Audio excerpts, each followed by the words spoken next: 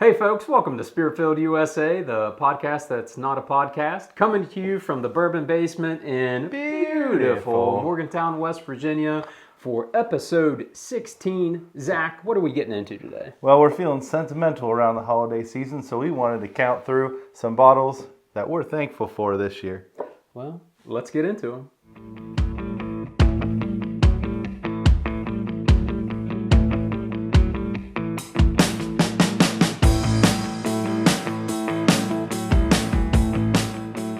Hey friends, glad to have you back with us. It is holiday season when we're recording this. This should come out right after Thanksgiving, so hopefully you're not feeling too full. And maybe, when you're taking your Thanksgiving post-nap, this is something that you can put on to wake you back up. That's hopefully. Right. Hopefully it doesn't put you to sleep. Unfortunately, Justin is not with us. He is traveling for the holidays, so we are sad that he's not able to be with us. But we thought we'd do a little bit of a unique premise. We do not have a bottle on the table per usual. So I said, why don't we just go through? We're in a sentimental mood. The year's almost over. Let's look back over the year and pick 5 bottles that we're most thankful for, that were meaningful to us in whatever kind of way, whatever direction we want to take this. That's the prompt. Who knows? You don't know where I'm going with this. I don't know where he's going with us, so you're just going to be just as surprised as we are. All right, folks. So to kick us off, I'm going with some low-hanging fruit here. If you've tuned in before, one of our first episodes was rum cask finished. Okay. Yeah, bottles. And so Zach knows my affinity for any and all things rum finished. And so one bottle that I'm thankful for is the Breckenridge rum cask finished bourbon. It is... I did not see that coming for number 1. It's, it was sort of one of my first rum casked bourbons that I bought. I think this is bottle 2 or 3. This is your gateway drug to the rum This was my gateway to the rum finished. And it's quite tasty at 90 proof. Breckenridge does a lot of finishes. They do like a port finish, an IPA finish, etc. But you can find it probably anywhere for $50-$60, which some rum finishes can run up there. So it's an easy drinker at 90 proof. It was sort of my first foray into the rum finishes, and now I probably have a dozen or so rum finished bottles. So this is one bottle. I just brought you back another one from Kentucky. You did. That I'm thankful for. Which was not 90 proof. Okay, so my first one is actually what I'm drinking. And you picked one that was widely available. I apologize. I did not. This is Southern Star Paragon. It is a wheated, bottled in bond product, so it's 100 proof. It's more than 4 years. I don't think there's a specific age statement on this bottle, but I guarantee you, it is more than 4 years, because this is one of my favorite pours. Like, whenever people ask me, what is, kind of the hidden gem, this is it for me. And something about the 100 proof ballpark, I think these are even better than their cast strength single barrels. This is where it's at for me. I think this competes with Weller Antique 107. Wow, okay. I'm like a wheated bourbon fan, and this is right up there with as good as they are for me, because it's got depth, it's got just enough proof that it's really easy to drink. If you are in North Carolina or some other Midwestern states where they distribute, this is not hard to find, but their distribution is not super wide. So apologies if you can't find this in this state, but it is worth it. If you are traveling, picking up a Southern Star Paragon wheated. Have gotten to stop at this distillery. It's conveniently right off I-77, just north of Statesville, North Carolina. So if you're ever traveling that corridor, this is a must stop. They're also doing some cool other things at Southern Distilling. Did you mention what the MSRP on that is? Oh, this is usually between $50 and $60, so it's not even a particularly expensive bottle. Good. All right, Ryan, what you got next? All right, so, I like to support our local liquor stores in West Virginia. Okay. We've built some relationships over the last couple of years with some liquor stores. And so this is a Elijah Craig private barrel proof. It's the North Central West Virginia private barrel that was solely, exclusively for the Walgreens in Buchanan. So cool. shout out Sherry at the Walgreens in Buchanan. And this is probably, I think it's 10 or 11, 10 years, 128 proof. And this is my second bottle, and I picked another one up today actually, just because it's one of the best private barrel proof Elijahs that I've had. It's got a better age statement than some of the batch products now, at least this latest one. I pass up on those all the time because I have so many of the regular barrel proofs, so I'm missing out, I guess. I'll usually pass on those private barrels unless it's 10 plus years. Yeah. I mean, so if you're watching, you live within an hour, 2 hour of the Buchanan Walgreens in West Virginia, stop by there. They probably have 20, 30 left, and be sure to pick one of these up. All right, number 2 for me.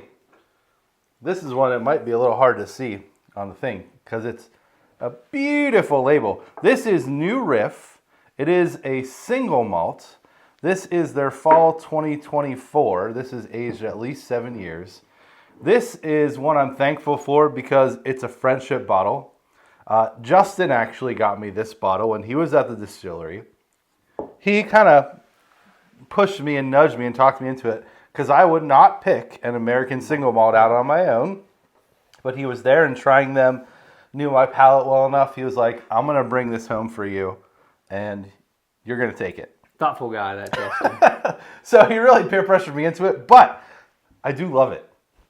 I love the chocolatey notes on this particular one. I do not love every American single malt, but this one is great. And it's just given me the nudge to start trying some more American single malts and be more interested in that whole category. Because there are some distilleries who are only or mostly doing American single malt, so it's kind of opened up a whole new world. Like I'm interested in more things than I was before. So I am thankful for that bottle, for the friendship, and because it kind of pushed my boundaries a little bit. And cheap plug for New Riff. If you haven't been to their distillery outside of Cincinnati, I forget what the small little town, Newport maybe, Kentucky, fantastic distillery. I mean, great experience. Yeah, I have not been.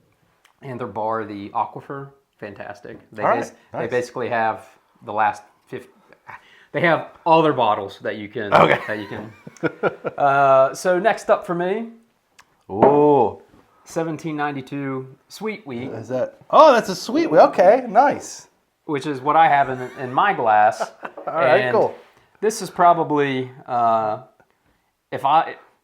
day at work, and I'm at upstairs in the living room at my living room bar, not the bourbon basement. I keep a bottle of this there, and this is probably my go-to. That's your quick access My bottle. quick access. And I mean, you can't beat it. I mean, it's just velvety. I mean, sugar, toasty. I mean, if you like wheated, you like those sweet notes on a bourbon, you can't go wrong with sweet wheat. So I'm thankful for it because sometimes it's harder to find. It's a little more prevalent now. MSRP, I don't know, $59, $69, something along those lines probably. You can find it for even cheaper than that sometimes. Online, you can find it sometimes. So sweet wheat, just because it's sort of that constant, always good pour. Nice. That buddy you can always call if you're having a time. That's right. Lean on. That's a controversial one because some people do not love that bottle for Really? whatever reason. Yeah, I've heard mixed reviews on it. I like it. Okay, my next one, I'm going to go for a core memory bottle now. This is Star Hill Farm Wheat Whiskey, the brand new expression from Maker's Mark. I am grateful for this for 3 reasons. First one is because I am so glad that Maker's Mark is doing something new. And it's not just that they're doing it now. They started doing something new 7 or 8 years ago, and we're seeing the fruits of that now. But this is a product of a lot of work and a lot of really great local work from Maker's Mark, and also them listening to their audience, because I think people have been crying out for something new from Maker's Mark for a while, and they delivered. The second reason is because I got to go with my partner to the distillery and do a farm tour for this whenever they released it. So that's a great core memory. Maker's is one of my favorite, well, it is my favorite distillery to visit in Kentucky. So we actually got to see the experimental rick houses. We were not allowed to take our cell phones in, all that kind of stuff. Check them we got at to the see door? the whole farm. Yeah, seriously, they Wow. took them from us at the door because there's some really neat stuff aging in there that we can't talk about. And we got to go out into their wheat fields where they literally grew and harvested the wheat, the winter wheat that went into this, and drank it out there, like in the element. So that was very cool. The third reason I love it is because it's absolutely delicious and one of my favorite bottles of the year. I had it for the first time 20 minutes ago. Zach was kind enough to let me have a pour, and yeah, It is divine. fantastic. And I can't wait for the next release. Yeah, don't worry. I have way more bottles of this, so we're good. All right, so fourth bottle, what I'm thankful for, sort of along the lines of things that will surprise you. Okay. And I know a lot of folks out there. Why are you being all secretive about it? A lot of folks out there will bash on this bottle. You're and bash building on the this- drama up real this high. distillery, but I like it. George Dickel, A Tennessee favorite, single barrel, huh? private barrel, and so on the label, 15 years, Uh-huh. I see that. but the actual one for- yeah. age Nice. Okay. is Oh, it's got a tag, huh? 19 years. Really? So it's a 19 So there's a lot of... So Dickel. why the age statement at 15 years? That is a good question. But this was a highproof.com Because it says a private single barrel, huh? That's interesting. And so they had a 16 year and a 19 year. They must not have a 19-year label That's- approved that by the could be TTB. it. That's probably what it is. And so this is just, things that are unexpected that surprise you. This was like Yeah. a $60 bottle, and it's just fantastic. You don't find. Wait, what? Yeah. How 60 much was bucks. it? $60 for a 19-year bourbon. That doesn't happen. Exactly. And so that's why I'm thankful for this. And, the dusty peanut note is definitely there on that. But I enjoy the dusty peanut note on Dickel. Keep going. Don't let me stop you. I just want to try it because I've never had like a higher-aged Dickel product before. So that is one bottle that I'm thankful for. All right. That's interesting. All right, we're not doing reviews, so I'm going to the next bottle. Next one is a travel bottle. This is JT Mellick. This is rice whiskey from Louisiana, from deep down south in Cajun country, as you can tell by the crawfish on the label, because they also grow rice and harvest crawfish on JT there, Mellick? where they harvest their rice from. Yeah, the whole deal. It's a full cycle kind of thing. So I kind of compare it to the Star Hill Farm in that way. It's the Louisiana version of kind of regenerative. And full circle, senior break in college when we went down to New Orleans That's true. and pounded, 90 pounds of crawfish? Yeah. So this is, again, not technically a bourbon. I think I only have one bourbon on this list so far. So this is a high-proof rice whiskey, and I don't know what it is about it.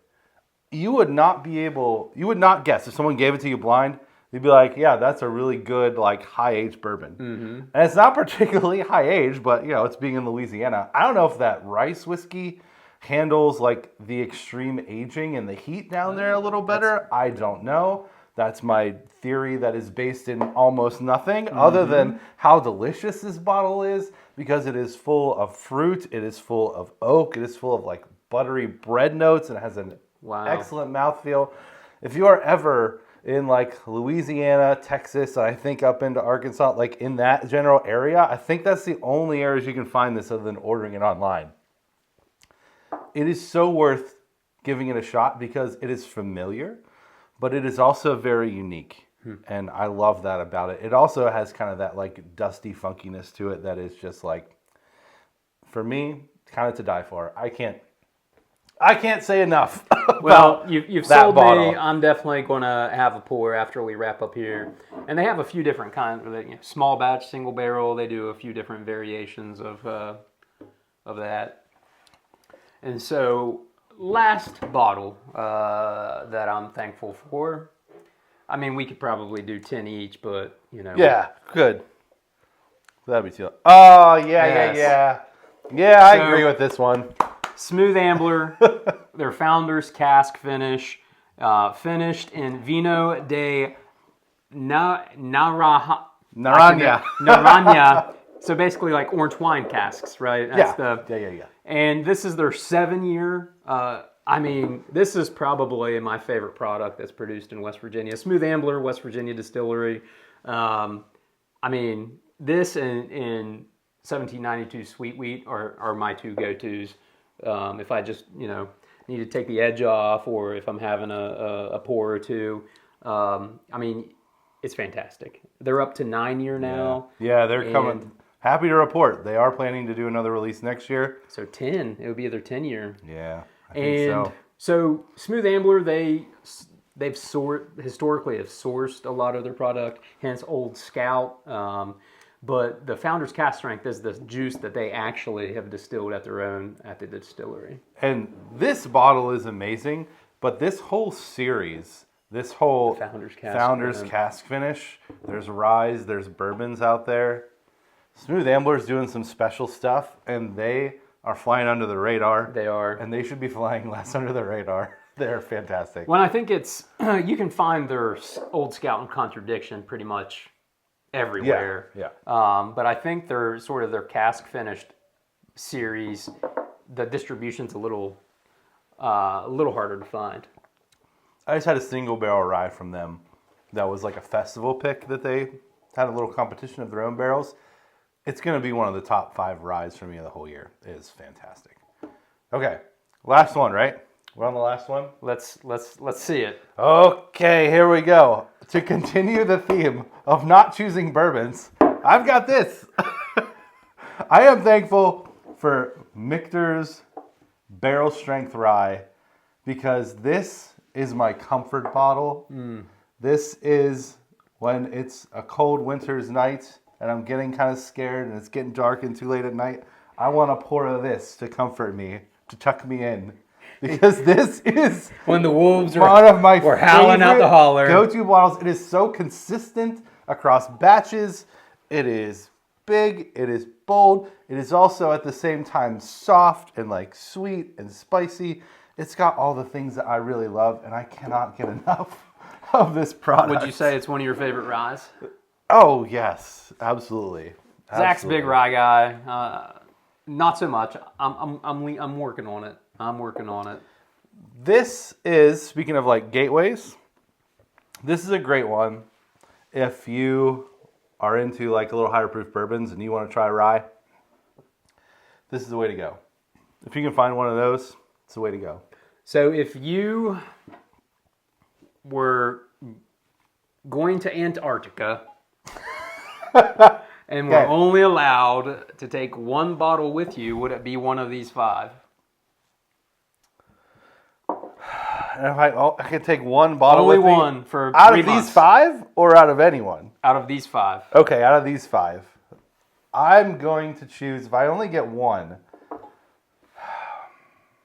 there's 2 that it's very close for me because I want to say this to tuck me in at night. This or this? No. No? It's this. Okay. It's this. Okay. If I only get to choose one, I'm choosing the Star Hill Farm.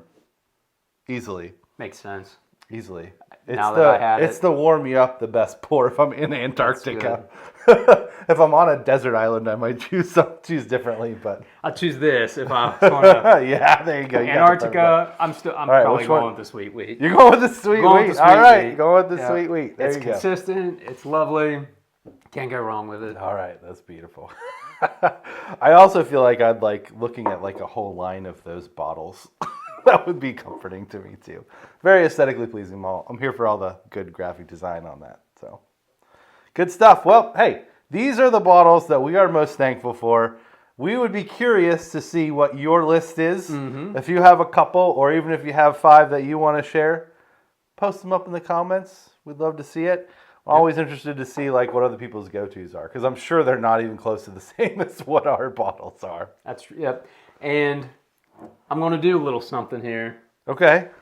If you would be interested in a little sample of the Smooth Ambler cask strength, the Founder's cask finish, shoot us a note, and depending on the response, I'll send out 5 samples to folks of their new 9-year. So if you're interested in trying it out, shoot us a note, and if we get a large response, more than 5, I'll randomly pick 5 of you. All right, friends. Those are our top 5. I'm going to get a little bit more of my favorite pour for us to sign off. But what I love about whiskey and bourbon is like the subjective part, right? Like the stories that we tell that go along with it, the parts that like connect us to ourselves and our friends and people around us. So that's what I'm really thankful for at the end of the day, and for all of the energy and the time and the dedication and the careers and the risk that go into producing this delicious product over and over again. I'm grateful for all of that. Absolutely. And more. I couldn't have said it better. Justin, hopefully we'll have him back in the near future. He's enjoying family time. Yep. And until we gather again, we'll be with you in spirit. Cheers.